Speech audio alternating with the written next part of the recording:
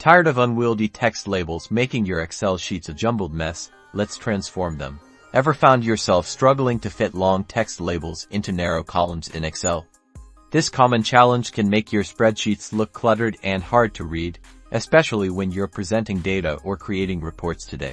We're going to fix that by learning how to type text vertically. This simple formatting trick is a game-changer for data presentation and visual appeal. First, identify the cell or cells containing the text you want to orient vertically. You can select a single cell, or if you have multiple cells with this issue, you can select them all at once. For this demonstration, let's select one cell with a particularly long label.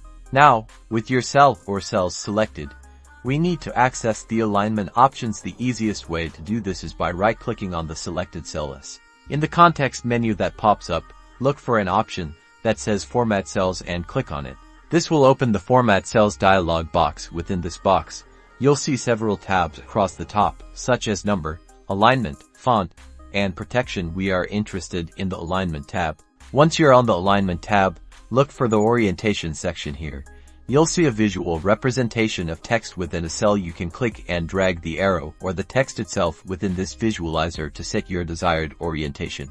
To type text vertically, we want to drag this until the text is displayed upright, meaning it's running from bottom to top. You'll see the degree indicator change as you drag. Aim for 90 degrees for standard vertical text. Once you've set the orientation to vertical, simply click the OK button at the bottom of the Format Cells dialog box. And there you have it. Your text is now neatly oriented vertically within the cell. This makes your column much narrower while keeping the information readable. You can further adjust column width as needed. This technique is fantastic for creating more visually appealing and organized spreadsheets, especially for headers and tables or when dealing with limited horizontal space. Experiment with different orientations to find what works best for your data.